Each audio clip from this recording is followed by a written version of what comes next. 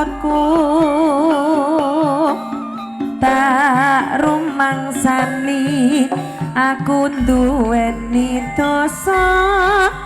nganti seprene isih krasa ning dada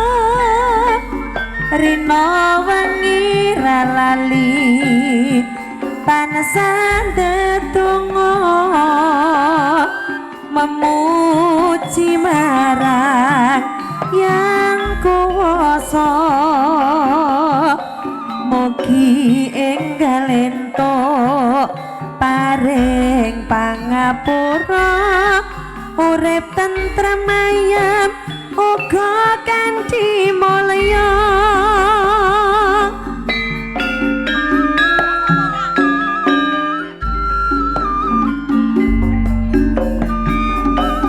ngendi ana anak wani marang wong tuwa yen nganti ana sewu siji sing wani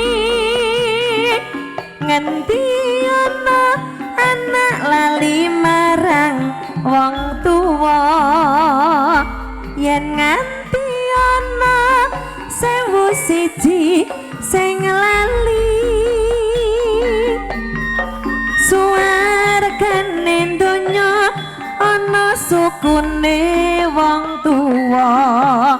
wong kang tuhu setya gedhe ganjarane suwargane donya ana sukune wong tuwa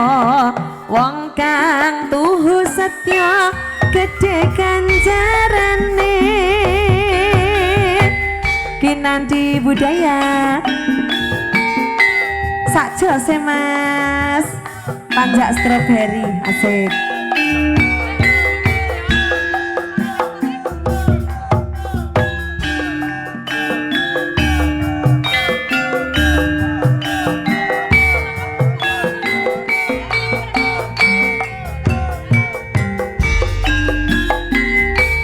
aduh Rama ibu ngapuranen aku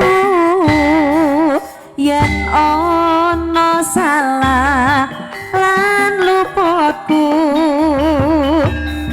tak rumangsani aku duweni dosa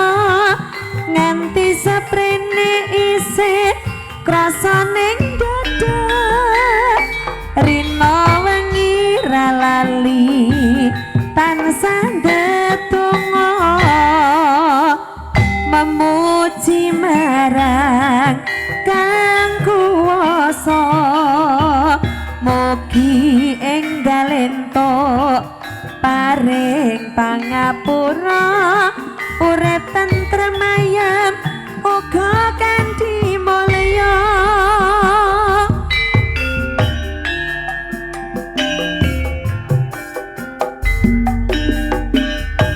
ngendi ana anak wani marang wong tuwa yen nganti ana sewu siji sing wani ngendi ana anak lali marang wong tuwa yen nganti ana sewu siji sing lali ning donya ana sukune wong tuwa wong kang tuhu setya gedhe ganjarane suwargane donya ana sukune wong tuwa wong kang tuhu setya gedhe ganjarane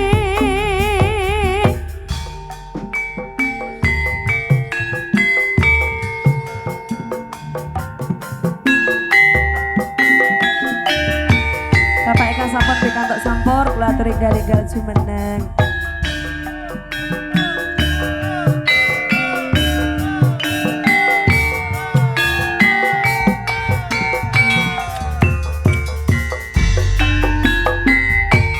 Aduh Rama ibu ngapura panganan aku yen ana salah lan luputku tak rumangsani aku duweni dosa nganti seprene isih krasa ning dada rina wengi ra lali tansah ndedonga memuji marang yang kuwasa mugi enggal entuk paring pangapura urip tentrem ayan uga kanthi mulya kinanti budaya ngendi ana anak wani marang wong tuwa yen ngati ana sewu siji sing wani ngendi ana anak lali marang wong tuwa yen nganti ana sewu siji sing lali suwarganing donya ana sukune wong tuwa wong kang tuhu setya gedhe ganjarane suwarganing donya ana sukune wong tuwa wong kang tuhu setya gedhe ganjarane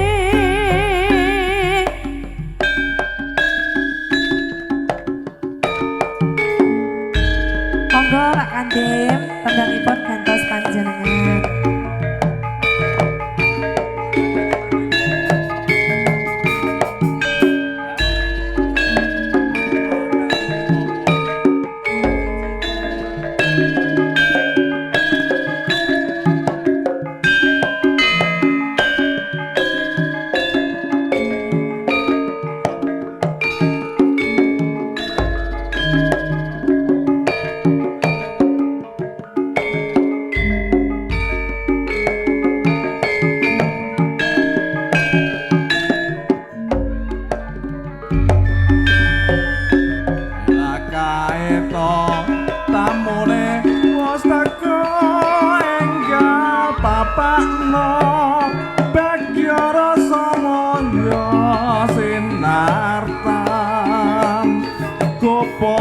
Mamano aja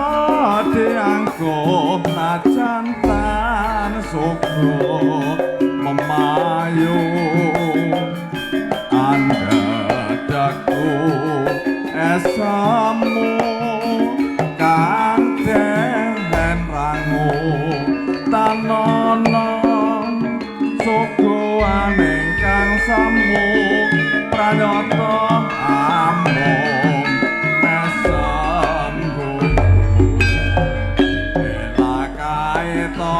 tamone postaku enggal bapakno bagyara samaya sinar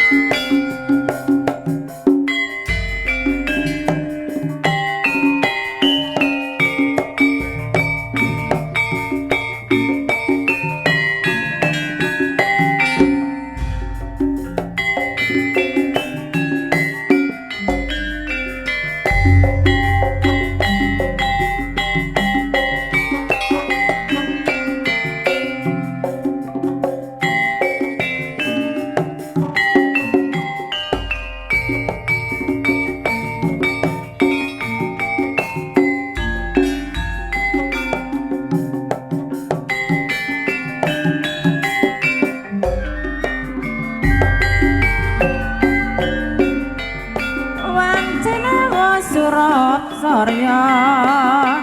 sisih wetan padang sasulae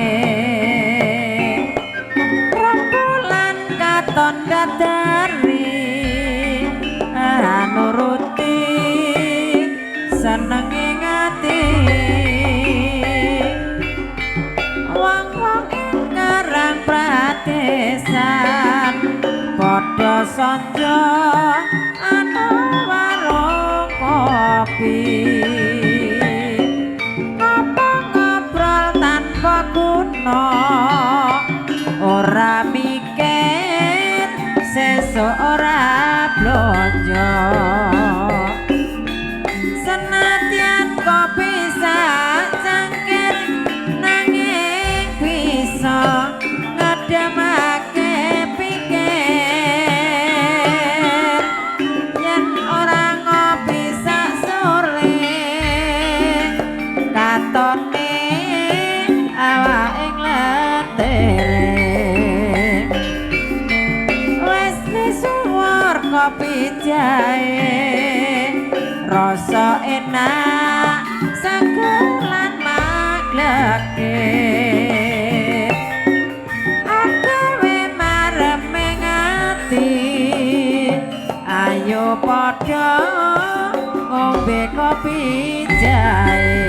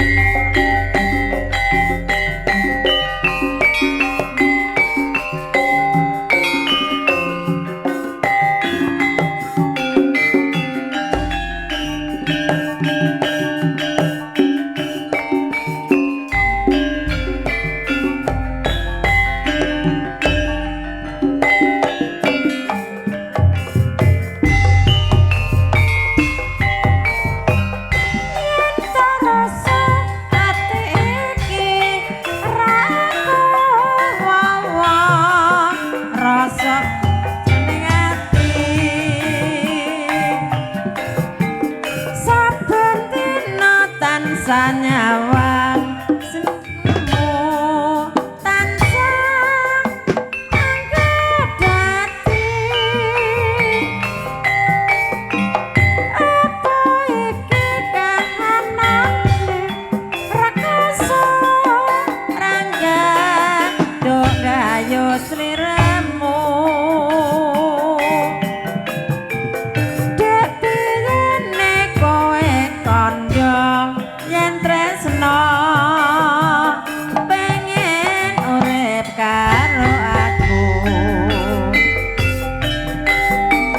kebangetan kowe nimas